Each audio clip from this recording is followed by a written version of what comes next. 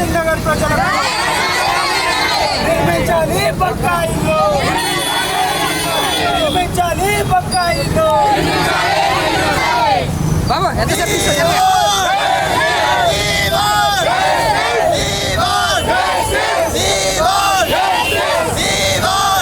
Right. ఇక్కడ ఉన్నటువంటి ప్రజల పరిస్థితి ఏ రకంగా ఉన్నదని అంటే, పాలమూరు నుంచి వచ్చినా అని చెప్తా ఉంటాడు రేవంత్ రెడ్డి. పాలమూరు పెద్దపుల్ని అంటాడు, నల్లమల్లని నడుచుకుంటూ వచ్చినా అని చెప్తాడు. ఈడ ఉన్నోళ్ళంతా పాలమూరు వాళ్ళే సార్, ఇక్కడ ఉన్నోళ్ళంతా పాలమూరు బిడ్డలే. వీళ్ళ బాధలు, వీళ్ళ గోడు ఎందుకు కనబడతలేదు మీకు? ఇక్కడ ఉన్నటువంటి ప్రజలు ఆడ నిలబడి నైటు కరెంటు లేక, తిండి లేక, తిప్పలు లేక, పిల్లల్ని వేసుకొని గడగడ వణుక్కుంటా నైట్ అంతా వర్షంలో ఉన్నటువంటి ప్రజలు వీళ్ళంతా ఈ రకంగా ఇబ్బంది పడుతుంటే మరి ఏం చేస్తూ ఉన్నారు మీరు? కనీసం ఒక రివ్యూ మీటింగ్ లేదు ఇప్పటి వరకు.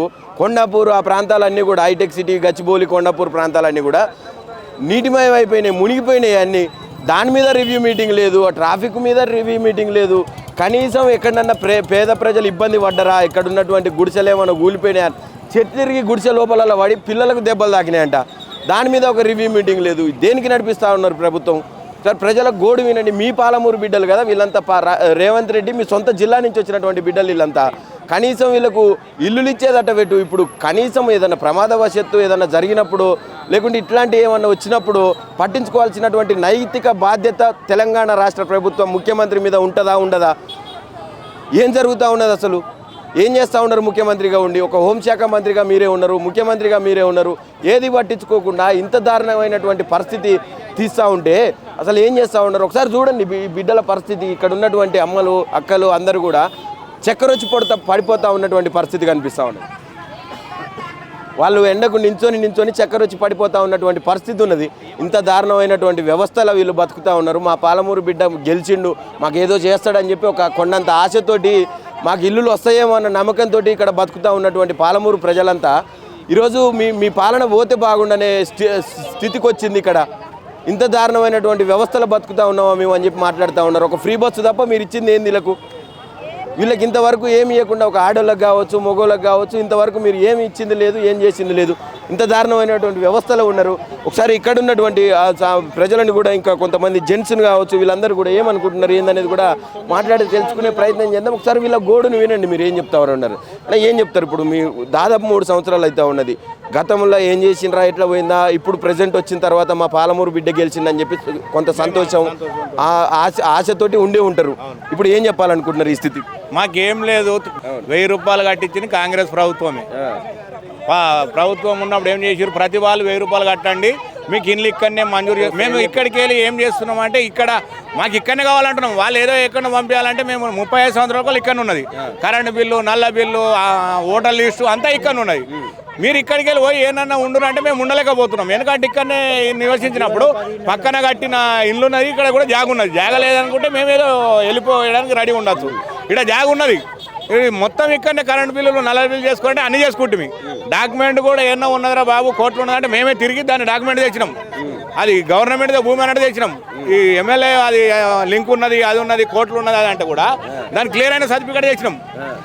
ఎమ్మెల్యేకి ఇచ్చినాము, కలెక్టర్కి ఇచ్చినాము, అందరికి ఇచ్చిన, కార్పొరేటర్కి ఇచ్చినాము. లోకల్ ఎవరు అన్నం పెడతామంటే వాళ్ళ దగ్గరకు పోయి అడుగుతున్నాం. ఇప్పుడు ఎమ్మెల్యే ఏంటంటే, ఇప్పుడు కాంగ్రెస్ ప్రభుత్వంలో అంతా అన్ని జిల్లాల వాళ్ళం ఉన్నాం. ఇక్కడ నిజామాబాద్ కానీ, కామారెడ్డి కానీ, ఆంధ్ర కానీ అందరం ఉమ్మడి కుటుంబంలోకి అందరం ఒక దగ్గర ఉన్నాం. మేము మాకు కంపల్సరీ రేవంత్ రెడ్డి న్యాయం చేస్తాడని స్టార్టింగే మాకు కట్టిస్తాడని అన్నాడు. గెలవంగానే మీకు మొట్టమొదటి మీకు ఇక్కడనే చేస్తా బాబు అన్నాడు. ఇప్పుడు 3 సంవత్సరాల దగ్గరికి వస్తుంది. మనకు స్టార్టింగే చేస్తానన్న పనికి మరి ఇంకా 2 ఏళ్ళు అయితే ఇదవుతుంది. ఈ ప్రభుత్వంలో న్యాయం కావాలి. 73 కుటుంబాలు ఉన్నాయి, 75 ఉంటాయి.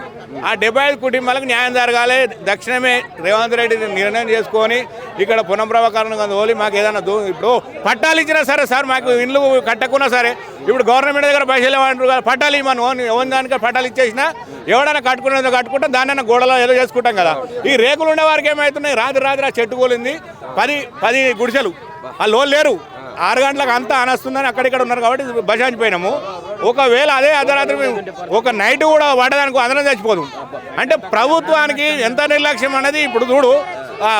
వాన పడ్డది, మరి ఇక్కడ ఏ ఎమ్మెల్యే రాలే, ఎవరు రాలే. ఇప్పుడు కూడా ఈ గుడిసెలు ఉన్నాయి కదా, ఎవరు రాలే, ఏ ఎమ్మెల్యే రాలే, కార్పొరేటర్ రాలే, ఎవరు రాలే. ఇప్పుడు పరిస్థితి మాది ఏంటంటే, ఇప్పుడు అన్న గట్టి నిర్ణయంతో ఇప్పుడు వచ్చేది వానకాలం సార్, ఇక నిండా నీళ్ళు నిండుతాయి.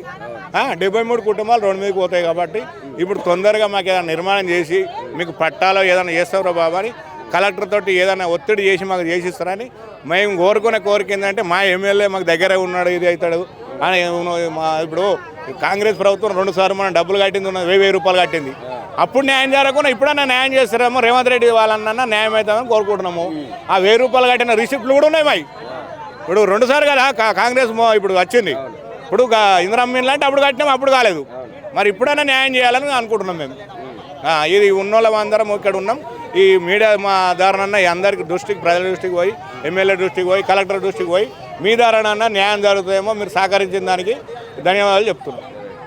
ఇది పరిస్థితి ఇప్పుడు ఉన్నటువంటి ప్రజలు ఎప్పుడో ఇప్పటిది కాదు ఇది గతంలోనే ఇదే కాంగ్రెస్ ప్రభుత్వం ఉన్నప్పుడు ఇచ్చినటువంటి ఇల్లులు ఇవన్నీ అప్పుడు 1000 రూపాయలు తీసుకున్నారు మనిషి దగ్గర కనీసం ఈ కాంగ్రెస్ గవర్నమెంట్ ఉందన్న న్యాయం జరుగుతుందని చెప్పి వెయిట్ చేస్తూ ఉన్నారు. మరి దేనికి చేస్తలేరు మీరు ఏంది అనేది కూడా ఒకసారి ఆలోచన చేయాలి. ఇక్కడ ఉన్నటువంటి లోపల ఉన్నటువంటి ఇలా బతుకుల పరిస్థితి ఎట్లా ఉన్నదంటే దారుణాతి దారుణంగా ఇంతకుముందు కూడా మనం లోపలికి పోయి మొత్తం చూపించినటువంటి పరిస్థితి. ఈరోజు ఆ చెట్లు కూలి కూడా ఒక 10-15 గుడిసెల మీద పడ్డాయండి.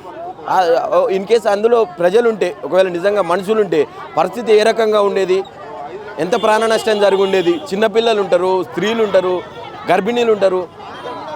కనీసం ఇప్పటి వరకు కూడా ప్రభుత్వం దృష్టికి ఇది పోలేదు అంటే ఇంటెలిజెన్స్ వ్యవస్థ ఎంత లోపంగా పనిచేస్తూ ఉండదు, ఎంత లోపం ఉన్నది ఇంటెలిజెన్స్ లోపం. ఒకసారి ఇదంతా కూడా మీరు పరిగణలోకి తీసుకొని ఖచ్చితంగా దీని మీద రివ్యూ మీటింగ్ చేపట్టి ఇక్కడ ఉన్నటువంటి అర్హులైన పేద ప్రజలు ఎవరైతే ఉన్నారో వాళ్ళందరికీ కూడా పట్టా ఇల్లులు ఇవ్వాలని చెప్పి వీళ్ళందరూ డిమాండ్ చేస్తూ ఉన్నారు. వీళ్ళందరి తరఫున మేము కూడా డిమాండ్ చేస్తూ ఉన్నాం. ఖచ్చితంగా వీళ్ళందరికీ కూడా ఇక్కడ ఇల్లులు ఇవ్వాల్సిందే.